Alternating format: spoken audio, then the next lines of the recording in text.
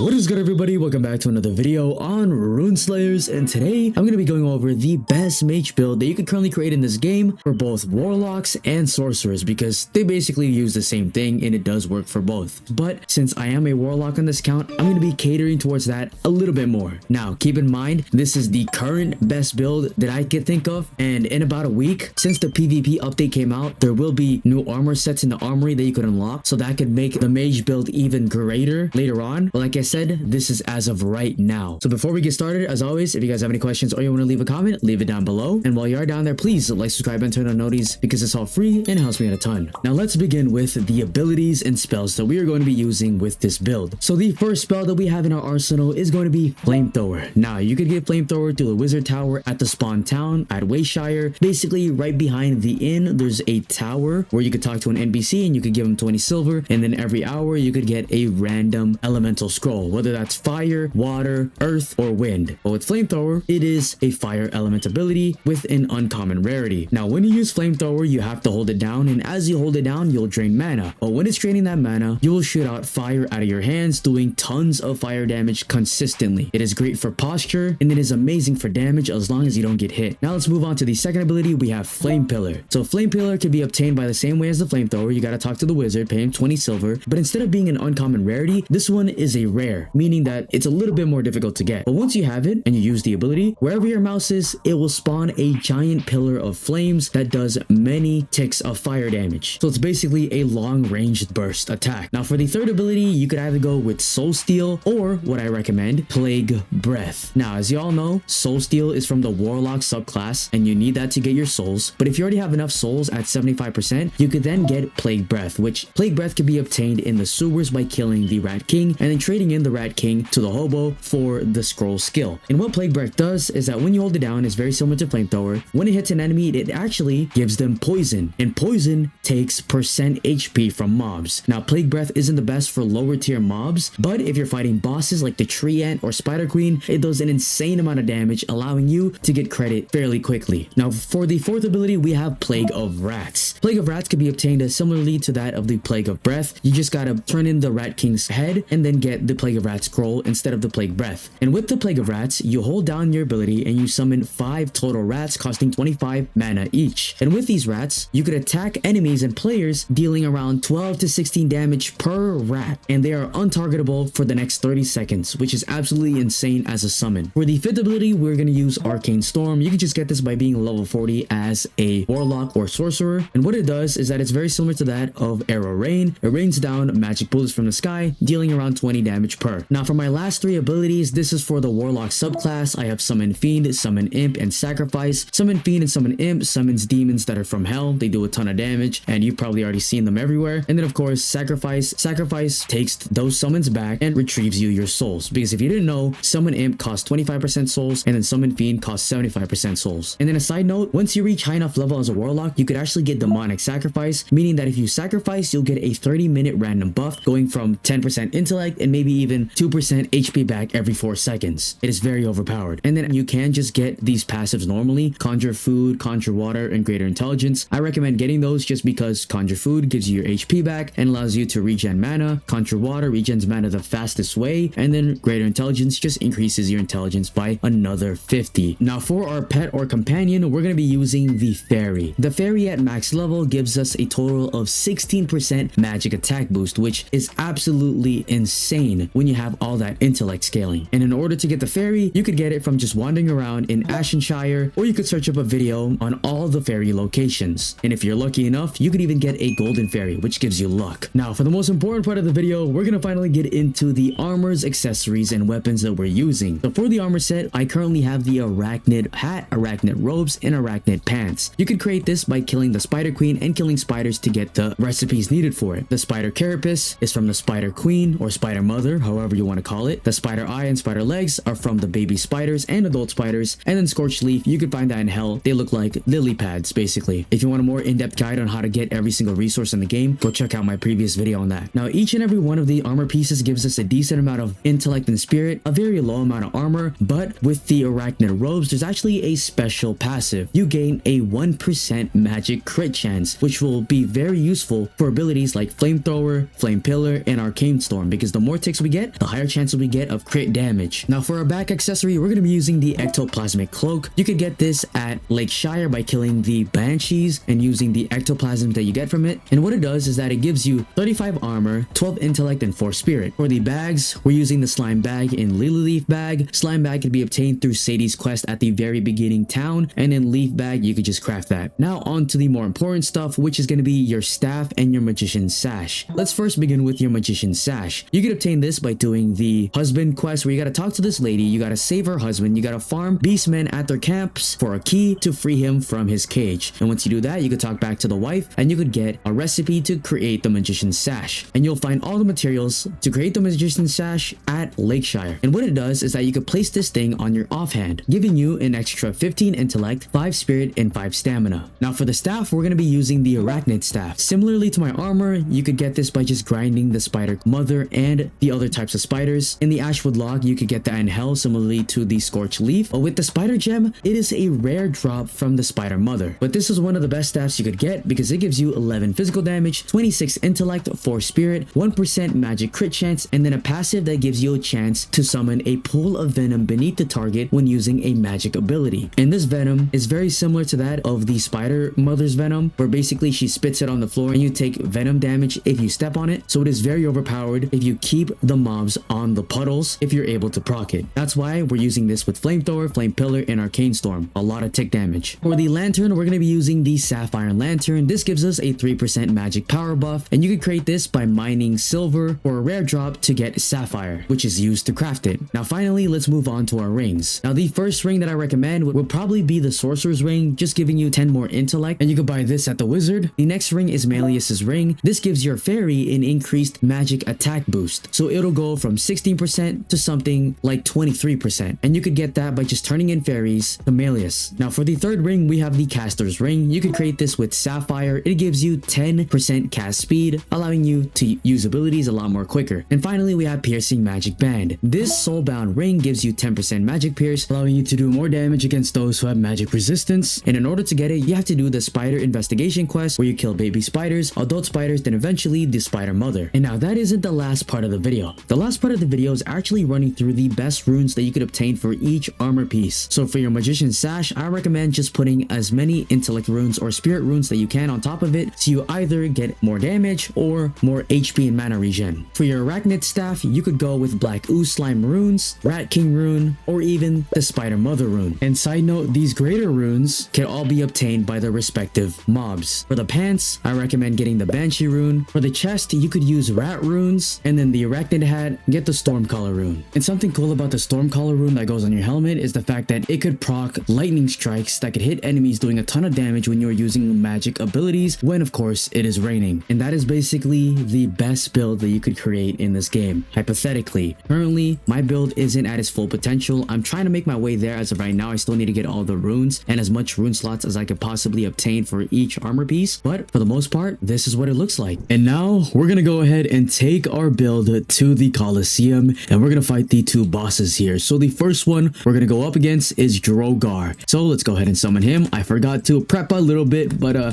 forgot to prep is what I meant to say, but it's all right. We're gonna summon our Fiend, jump away from that. We're gonna summon our Arcane Storm, and then Flame Pillar on the ground. And now we're just gonna flamethrower him, and look at the amount of damage we're doing. This is not even Plague Breath or with rats either, so my god, you didn't have to do that. But yeah, the damage on it is absurd. Like, Warlock definitely needed the nerfs it got earlier. All right, my Fiend is about to die, so we're gonna sacrifice it really quickly, and now we're gonna parry that and just flame him down. Yeah, just gonna start flaming him with the flamethrower, and he's dead, just like that. Easy peasy. All right, now let's move on to the final boss, which is gonna be Lycanthar. But before we do that, we're gonna use our Imp, and then we're gonna sacrifice him for the demonic sacrifice buff. As you can see, we get 10% intellect scaling, and then we're gonna pop our greater intelligence and our rats once this guy is done with this boss, and hopefully we just rush this guy down and he basically just dies instantly, showing you the power of Warlock. All right, so let's pop our greater intelligence, and I actually swapped out Plague Breath for Soul Steal just because Plague Breath doesn't do as much to these bosses since they don't have as much HP as to that of the mother spider. So I'm gonna do that, and now I'm gonna go ahead and hold down the plague rats to summon 5 at a time, and hopefully we kill this boss quite quickly. So here we go. And let's summon Linkenthar. All right, let's summon our fiend as well. And we're just gonna stand right here and flamethrower him down so he gets guard broken. There it is. All right, let's use flame pillar as well to just get him at half. And there it is. He's at his second mode already. Second mode. Now we're gonna pop Arcane Storm on the floor, and we're just gonna flamethrower. Hopefully he gets posture broken before my fiend dies. Yep, there it is. All right, there goes the rats as well. Now it's just me and the fiend. Come on, we got this. We got this. Flame pillar, nice. Let's use sacrifice and flamethrower, and he's posture broken just like that. And soul steal, dead. Dead. This is OP. This build is absolutely overpowered. I didn't even have to do anything. I didn't take any damage, and that is basically it. If you guys have a better build, let me know. But with that being said, I'll see you guys later. Peace.